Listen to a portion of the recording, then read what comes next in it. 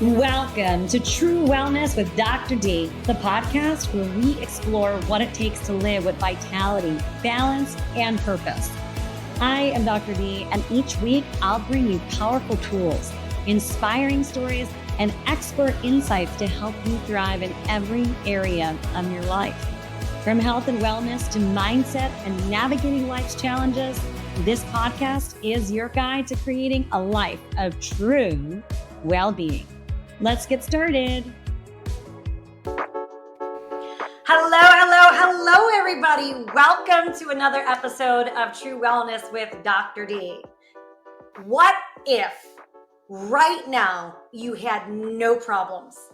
Everything was absolutely golden. That, folks, is where we are going today. Today, I am joined by Elmari Van Wyk, and she is one of the most special people to me in my life. She is my buddy. We meet on a regular basis, and she is so gifted when it comes to helping people unearth those things that hold them back from not having everything perfect in the moment, right?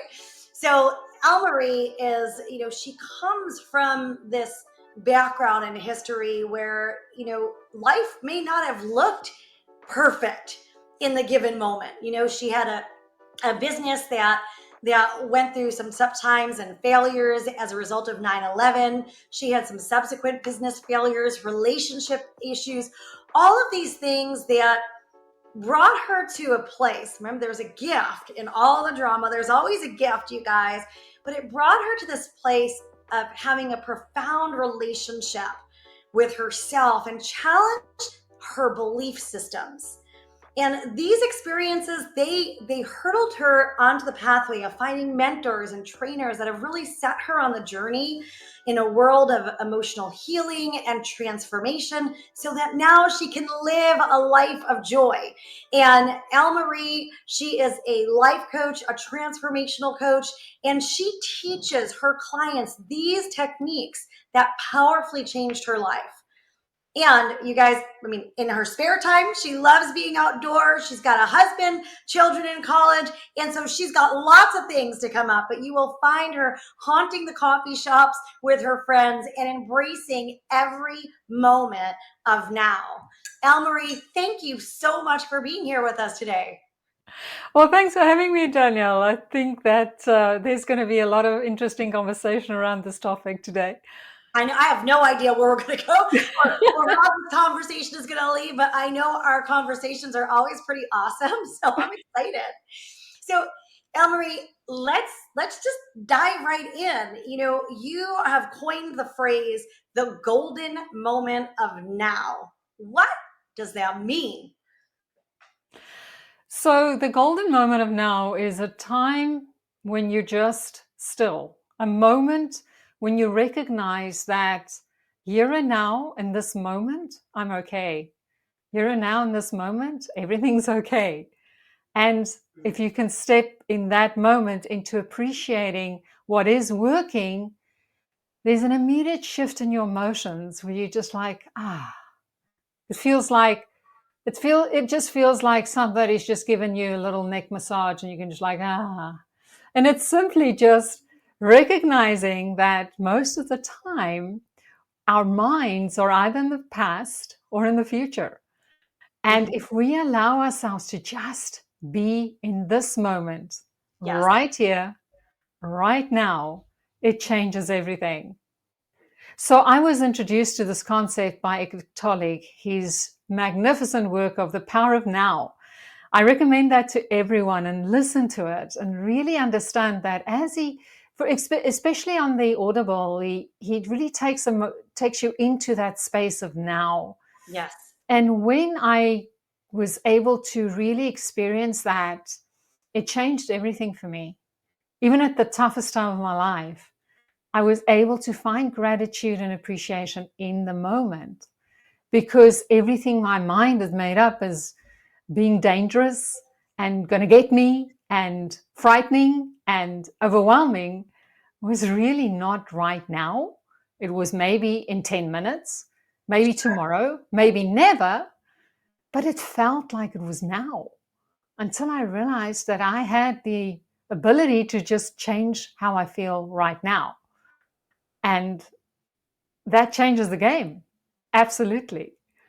I love that. I'm getting this visual because you're right. You know, we spend so much time in the past, in the future, and like I'm just kind of seeing myself standing in a space in like, you know, almost like a swarm of bees flowing all around me. It's all the little chatter of what I did or didn't do, or what I need to do, or what somebody said, or what I said, or what did I forget, or what has to be done. And like all these little bees just kind of swarming all around me. And then when you realize like it's just now, it's like those little bees in my little analogy here, they just kind of drop to the floor, and all of a sudden everything is perfect. Everything is quiet. And now there are no problems in that moment. And then you can like breathe. Well, you just said the magic word, breathe.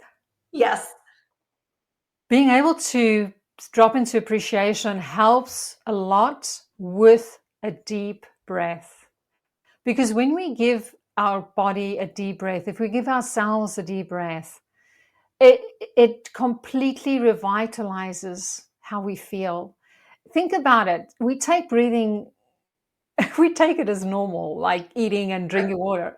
But how many of us really appreciate a deep breath?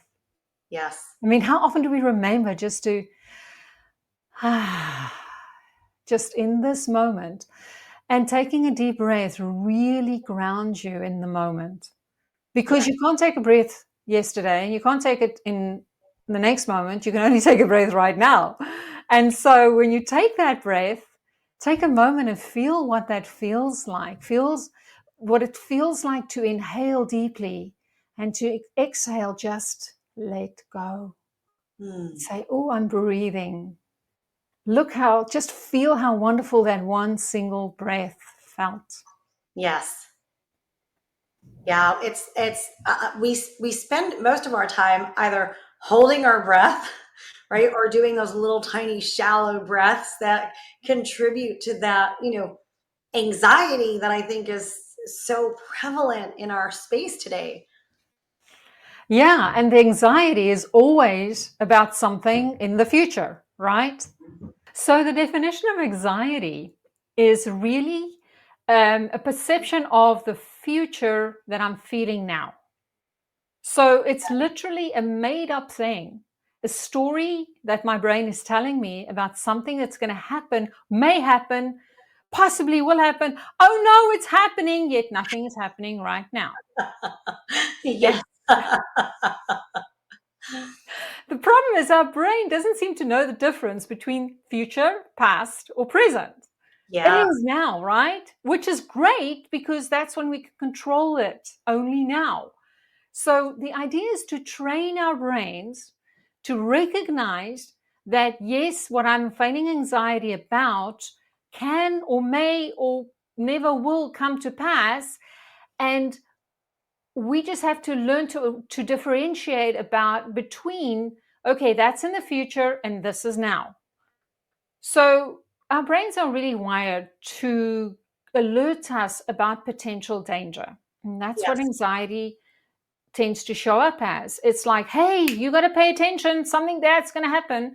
And to get our attention, it just fills our body with all these chemicals and hormones that we interpret as feelings and anxiety.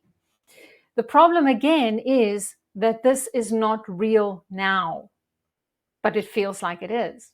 So, okay, we say thank you to our brains. Okay, thank you. Thanks for warning me.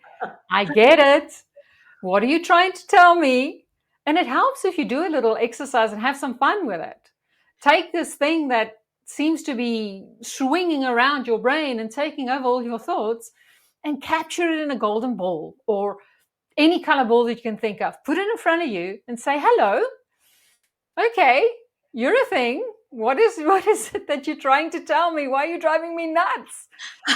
And now immediately you are in this present moment because you're taking what's swirling around your mind and it feels like it's completely taking your brain over and you're giving it some way to be. And then you're like, hello, okay, What are you? What are you trying to tell me? What's going on? And the more distance you put between this personification of this fear, the easier it is for you to get information from it. And the beauty of doing this exercise is it brings you into the present moment and it gives you control over your brain again. I love that. Yeah, because I mean, otherwise it's just this thing, and then we're confused, I think, that we think this thing that's swirling around is really us, right? And yet it's just this thought, like you said, out in the future. So taking it and putting it in a little ball in your mind's eye and then having a conversation with it. You get to unlock things you can't otherwise see while it's just kind of running around out of control in your mind. Stick Yeah. on that thought. Well, another way that people do this is journaling, right? This Yes. is why journaling is so popular. It gives all these thoughts place to be. It gives them somewhere to reside in the physical world. So another way of taking those thoughts, all those fears, and giving them a place to be is just write them down. And then write down, what does this mean for me? Why is this impacting me? What can I do about it, if anything? Because think about it, any problem we have, we can only take the next step now. We Yes. can't take the 100 steps that our brain is telling us we need to take now. We can only take one step, and maybe we can't do it this moment, but at least if we clarify what that next step is and then choose when is the most appropriate moment for that next step. And most of the time, it isn't now. And the more we make peace with, okay, it isn't now, the more freedom we actually have to keep our brain online and be able to make good decisions. That makes so much sense. It's funny, my brain is like it can sometimes be a runaway train. Like I'm already 5,000 steps into the future when I haven't even taken the first step yet. And the irony is, at least this is what I find in my life, is sometimes when you're 5,000 steps into the future, like somewhere around like step number 2 or number 3, like it goes in a totally different direction than where that number 5,000 ends up. So it's almost like we perpetuate this state of I'm going to call it insanity, right? Because it's like, it is insane. Absolutely. Absolutely. There's no other description for it because we're driving ourselves nuts. There's a reason we have that. We have that saying, he's driving me nuts. Well, we're doing a really good job of driving ourselves nuts. Yeah, I love that. Well, I mean, listen, all joking aside, though, sometimes when we are stuck in that moment, it becomes really, really real, right? Yeah. How do you help your clients then begin to start to see, like, hey, I think you're, on that runaway train? How can we guide our listeners to then be able to take some power and control over that train, hit the brakes, so to speak? Well, one of the things when I'm in session, I have my clients do is just sit and breathe. I actually guide them to breathe really slowly. And we just sit and breathe until I can see them relaxing. So we just breathe. And the one thing you have to understand when you're by yourself and you don't have any guidance, remember there's no rush. One of my favorite sayings is from Lily Tomlin. She says, even if you win the rat race, you're still a rat. Yes. So yes, we can run the rat race. Okay. I don't know about you, but I'm not too keen about staying in that environment. And the best way to get out of the rat race is to stop racing. Yes. Stop identifying with the race at all. What I mean with that is this race we have that takes us out of the moment is just how we see the world through our own eyes, our own perceptions, and our own history. Yes. Everything we experience is created by the way we see the world. And if you guys can just hang with me a bit around this topic, when I say that, I mean literally that everything that we experience comes through the lens of our past experiences, our past perceptions, and our assumptions we make about a situation. And most of the time, those assumptions are incorrect, especially if they're around other people. Because we create this perception about somebody, we have this version of them in our brain and conversations with them that they never participate in. Yes. And we think it's real. And we never even ask them the questions that we argue with them about in our brain. Yes. And only way you can really get to being in this golden moment is if you recognize how you're playing in this, in your mind, you're living in a different world than everybody else. But that means once you recognize that you have control, you can stop that process. You can say, okay, enough. What am I making up? What am I presuming? This anxiety is based on a whole boatload of presumptions. Like you said, I mean, our brains are already creating these scenarios of what's going to happen and how it's going to happen. And that's like 1,000 steps from now. But Right. we rarely get past the third step before the whole scenario changes. Yes. Yeah. It's like we need to start shooting holes into what we think is actually real, because that reality may not be reality. It's just, it's kind of like walking around with sunglasses. You know, you walk around with sunglasses for a while, you walk inside your house and you don't even realize that you have the sunglasses on. And then you take them off and you're like, oh my gosh, everything looks so different. And so we've got these filters that we're walking around with all the time. Yeah.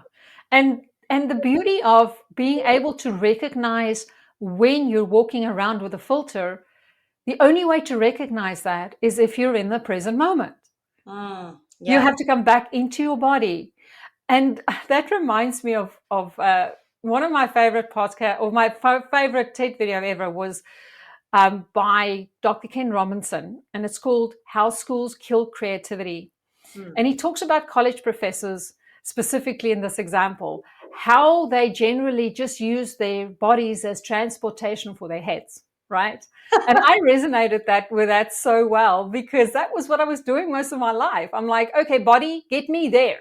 It's like, and the body is the very thing that gives you all the sensory information to tell you, hey, you're not in the present moment.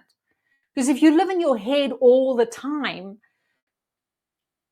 you're living in a dream world. You're living in an illusion. You got to be in the present moment in your body, because your body uses emotions to communicate what's really going on in your conscious mind, which we often interpret as anxiety, right? And it's just a message. It's like, I'm giving you this anxiety so that you will pay attention to me. And this attention is your brain saying, hey, there's something I want you to look at. Our bodies, when we stop using our heads, using our bodies as transportation for our heads, then we suddenly again in the present moment. Then we're congruent. And the more we connect with our bodies, I mean, you know how powerful that is. Yeah, right? absolutely. Absolutely. And still, I walk around some of the time, or a lot of the time, let's be real, right? Still, I walk around and have to catch myself and remember, I'm not just a head. I got to get back into my body and really feel, right? That's right. Really feel. But the irony, Elmari, is that of course it's our thoughts that then create emotions that do cascade through our body. And so we've got to, it's the dance between the two that's so vital. Yeah.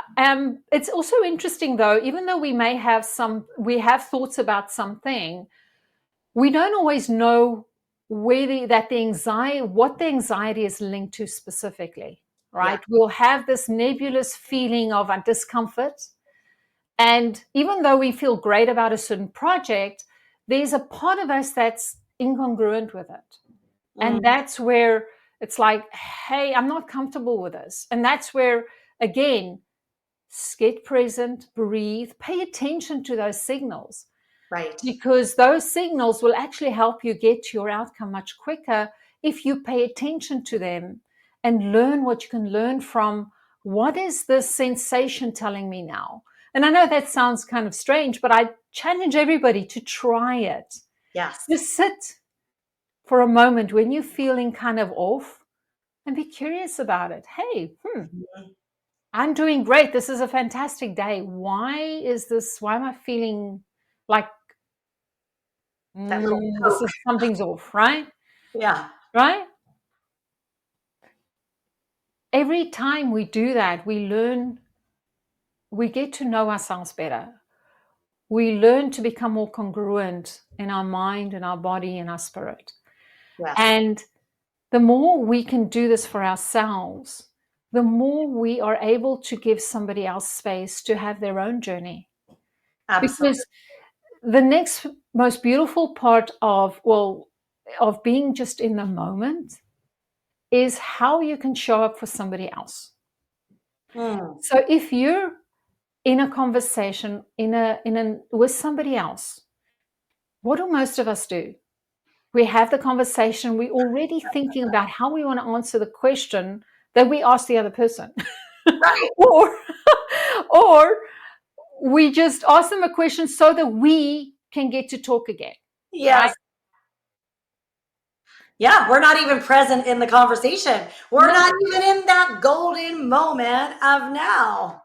Well, the power of just being in the moment, not needing to get anything from anyone in a conversation, which sounds strange because you'd say, well, what's the point then, right? Well, I challenge you, go into a conversation with no outcome. Mm. Sit there and be with that person. And as you do that, notice how you view them. Notice how your past perceptions of them are actually trying to influence the way you communicate. But if you're able to just sit there and listen. Now, some people get really freaked out if you make too much eye contact.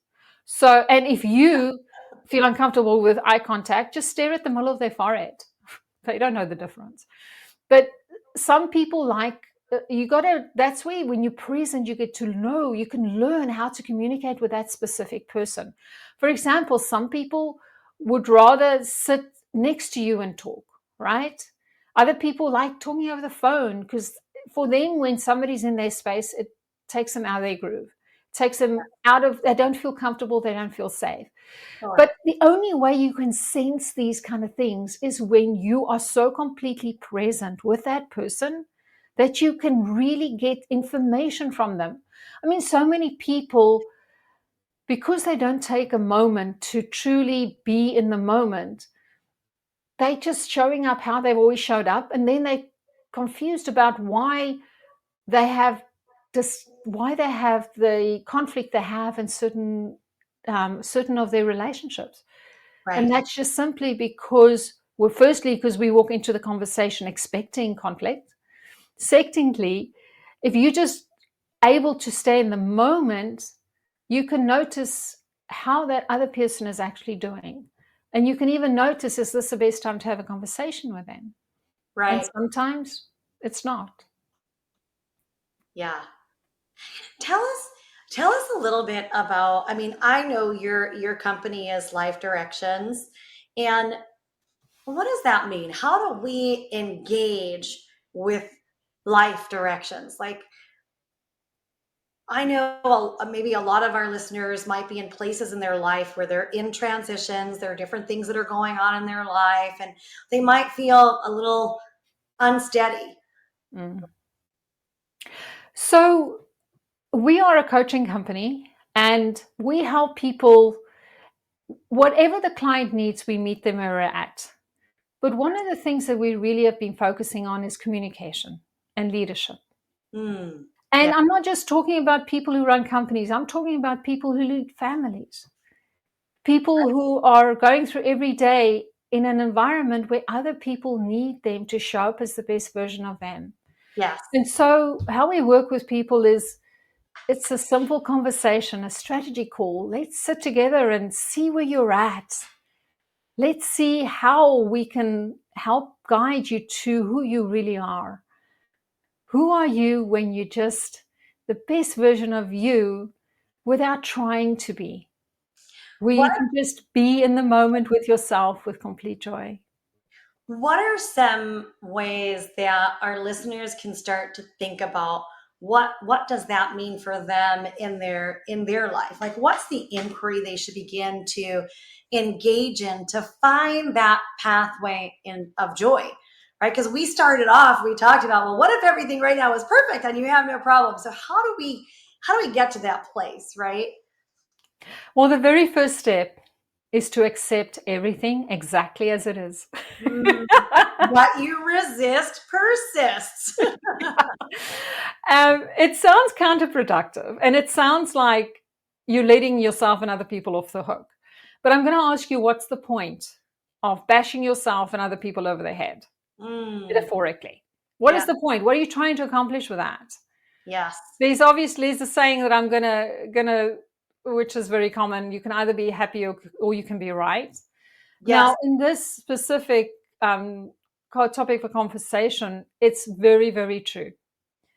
So, being happy is not sometime in the future when you've accomplished something.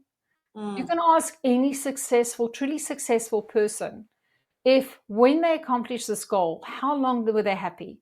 They were maybe exhilarated and excited. But happiness is not based on a future outcome. It's based on how do I experience my now? How can I accept what is and just be okay with that? That doesn't mean nothing's going to change. But I will tell you a secret. The I like only way anything can change is if you're completely okay with everything exactly as it is now. mm, Because the more, as you said, what you resist persist, right? The more you fight it, the more your focus goes there and all your energy goes there. And that's what you're going to create more of. It's yeah. completely counterproductive to try and solve a problem from seeing the problem. There's no solution in a problem. So There's no solution in a problem. You've got that's to get right. outside of the problem to find the solution. Exactly. The only way there's a solution, though, is again putting some space between you and the problem. And the way you Mhm. do that is just saying, okay, I accept this. It is what it is. And now what? Yes. Right? In this moment, I accept everything that's happened. And now the next step is, okay, I'm going to just be with us for a moment. I'm going to just allow myself to take some deep breaths and then think, and then in that moment, in that golden moment of complete acceptance, you will see possibilities start coming up. Yeah. The more you practice just being in the moment and accepting, and then you start also being able to change what things mean for you because you're actually in the moment. You see things truly. You can, in the moment, you can say, hey, hang on, that's an assumption I'm making. Is Right. that true? Right. And what do I want instead? But you can only make those decisions or have those aha moments in the moment. It's like that's where the magic is, right? Yeah. That's where the magic truly lies. Yeah. I think it's probably one of the reasons why meditation too is so powerful is because you're not anywhere else but just right in that present moment at that time. I mean, I know that you've been through a lot of different scenarios in your own life.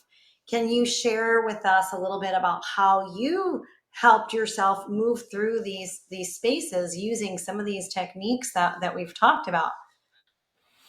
Well, as I said, when at a time when my life was really rough, I mean, a lot of the things I believed to be solid and true in my life were just ripped away. Mm, And I was at a unique junction in my life where I had to really find out what all this means. But right. I had it really was a time where my life on the outside, just everything had fallen apart. And the only way that I could find my feet under me was just to be in the moment. And I did something then that I still do today when I'm really charged up, is I have a practice where I'm focusing on the chair I'm sitting in, right? I think only about the chair I'm sitting in. And then I think about, hey, hang on, this is actually quite a comfortable chair. And then I think about, hey, somebody designed this chair Yes. somewhere. This is somebody's brainchild, this chair. I mean, it works. You can actually sit on it without it collapsing, right? I think that's pretty cool. I mean, I could never do that. And so there's somebody who knew how to design this chair. Somebody built it. Yes, maybe it was in a factory, but still there was a prototype. Somebody tested this. This design of this chair went through a lot of hours to come to be even created for the first time. And then I think of all the people that built this chair, or all the hands that touched it. Yes. Even in a factory, people are working on the machines. I mean, so many hands worked on this chair, packing it, shipping it, to get this chair under my butt. I mean, man, that is incredible. So thank you. Exactly. So if you ever feel unsupported, think of all the people that worked on your freaking chair. I love that. It's so simple. Exactly. And that is the most effective way I ever found to experience the moment, experience gratitude, and be able to recognize that I'm a part of a whole. Everything I touch was put there through somebody else's effort in the most case. I'm never alone. I'm supported by all these unseen people, all the effort they put in, so that I can have everything around me. And there's so much that everybody gives to everyone else thanklessly. And so in that moment, I say thank you to everyone. And then I have a new appreciation for whatever I'm struggling with, because then I'm a completely different state. I'm in a state of gratitude. And then I can say, okay, I have my own say. One of the things I say to myself all the time is everything is always working out for me. Yes. And even though it feels uncomfortable, there's always a lesson in the uncomfortable. Yes. What is it that I have to understand about the situation, learn from the situation, so that I can just let it go, so that I can just accept it. Mm-hmm. And once I accept it, it's magical how possibilities just come, and how, even though the situation hasn't changed, my perspective of it has completely. Yeah. Everything is a gift. Everything is a gift, right? And when we start to look at the world in that way, like every problem, every breakdown, every negative emotion, like what if it was a gift? It transforms, right? It transforms. It's like you're saying, like, think about the chair, something as simple and mundane as the chair, and you're like, wow. Yeah, and there are millions of those things around us. I mean, look at the world that we've created. If all this is possible, I'm just in my room, there's so many things like this chair. How, then I'm capable of anything. Because there's so much that everyone before me has created. How do I add value? Not how do I try and avoid something. No, how do I add value? How do I bring my piece into this beautiful world? Yeah. And recognizing too, I think, Elmari, that our piece matters, right? I think sometimes we get caught up, especially in this social media world and all these other things. And it's like, well, wait a second. We all matter. We're all here for a purpose. We're all here for a reason. We all have value, no matter what it is that looks like, That's right. That's right. When I talk to my clients, a lot of clients struggle with this idea of having value. Yes. And I know it's a little off topic, but one of the things that I always tell them is, if you look at a child, a baby, little one, 2 or 3 years old, especially if it's a family member or it's just this cute little baby. You look at this child. None of us ever look at that child and think, you're not worth anything. We see how worthy that child is of everything that life and love and happiness can offer to them, right? This child is valuable and worthwhile and perfect in every way, even though they're chubby, right? We Yeah. don't want a thin child, but look at us today. Hey, I'm chubby, I'm bad. That's what a lot of people do today. I mean, gosh, so many of my female clients who are carrying that excess weight, that's the mindset. It's something we work through in our Body Beautiful program because it's a big deal. But Yeah, and so what I want to add to that is if you, when you were that baby, was worth everything, was was was deserved everything, yeah, why, now that you've aged, that suddenly not true anymore? so powerful. That's so powerful right there. Yeah. Because it's the truth, isn't it? It's the truth before it got clouded with all those thoughts and beliefs and things that we picked up along the way, all the baggage. I'm thinking about, I know I've shared with you, but I'll share with my audience. So my uncle recently passed away, and my uncle he wasn't the stellar society member by any stretch of the imagination. He had a wonderful heart, but he probably had some undiagnosed mental illness, spent his life in and out of jail with drug addiction, and he had a little chip on his shoulder. He was stubborn, was doing things his way, said whatever he wanted, whether it was appropriate or not appropriate. And it's just who he was. And at his funeral service, uh, my family lives in many different places, but all of our family came together. And he lived, with all of my family being away, he was really the only one left in New York. And so a lot of the people who were present were the people in his community. And I just sat there as these people told stories about this man who I would completely consider imperfect, right? Like he'd done stuff that I would never even fathom doing or say stuff or whatever, but they all had this intense, amazing love and respect for him. And even with all of his flaws, they'd make a comment, like Eddie would come over and he'd ask for $5. And he said, but he always returned it. The next time he got his check, he always returned it, or he'd walk into their house and do whatever he wanted and say what he wanted. But they loved him for all of those imperfections. And I know for me, as I sat there that night, it was like, wow, like, doesn't this just put a different perspective? Because I speak for myself, I put so much weight on my shoulders about having to do things a certain way, be a certain way.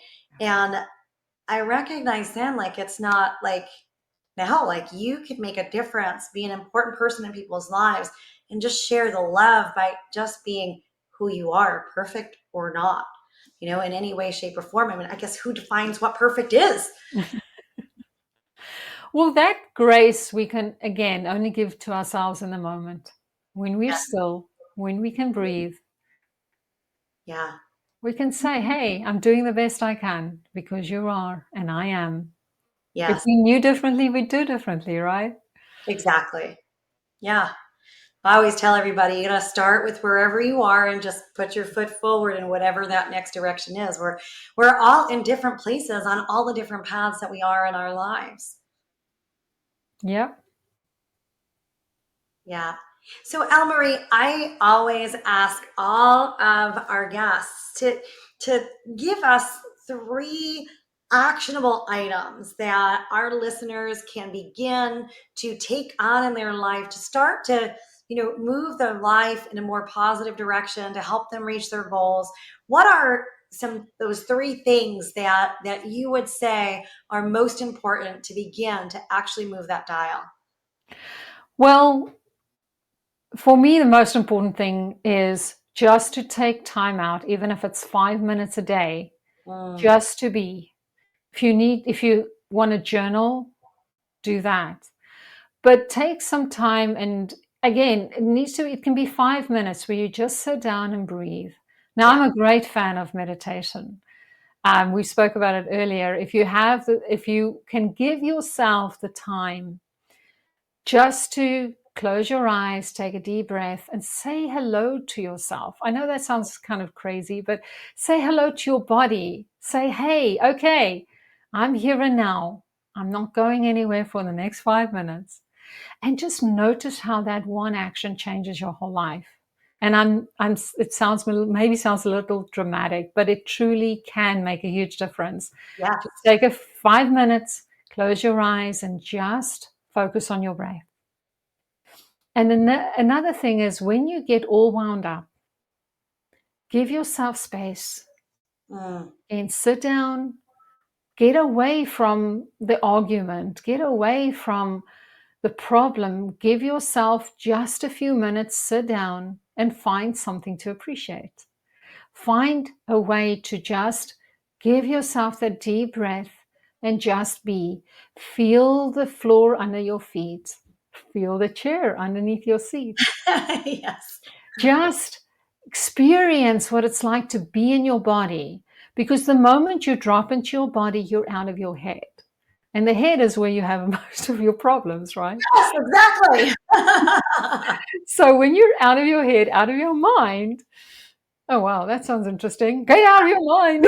Out of our minds. Yeah, that happens. And get in your body. That releases so much tension. Just breathe, just move your shoulders, just drop into your body for a few moments. And you'll find you can actually think a lot more clearly. Maybe one of the things is you haven't been hydrating. Drink water, breathe. Maybe you haven't eaten, right? Yeah. Just notice what you notice about your body and help yourself become more centered just for 5 minutes. So it'll take a load off. You know, that load that you're carrying is actually in the future. It's not now. It doesn't exist right now. It's a perception in your mind. Right here, right now, everything's fine. And the third thing I would recommend somebody to do is to just remember, all of us are trying the best we can. So show some compassion to everybody else we're sharing this planet to those people that aggravate you. Remember, they're also living in their heads. They're not taking a moment to breathe. Yes. And again, if we are all just living in our heads, thinking our own thoughts, and then come together without taking a moment to just connect to now, I mean, we're talking past each other. There's no conversation if we're not present. No real conversation. So those are my 3. I love those. Absolutely love them. Thank you, Elmari, so much for being here with us, for sharing your wisdom and your guidance. Can you tell our listeners where they can find you? They can find me at lifedirections.com. And I am on Facebook as Elmari Van Wyk. There's not too many of us. I'm located in Houston, so that should be fairly easy. I have a professional page that you can subscribe to or follow if you wish. Say hi to me. And yeah, those are the main places that you can find me right now. I love it. Thank you again for being here with us today. And thank you to all our listeners. We look forward to having you join us for the next episode of True Wellness with Dr. D. This is Dr. D, reminding you to tune into your body, reconnect with what matters, and embrace the journey to true wellness. If you enjoyed today's episode, be sure to subscribe, leave a review, and share it with someone who's ready to redefine their health. Let's keep redefining wellness and empowering change together. See you next Thursday for the next episode drop.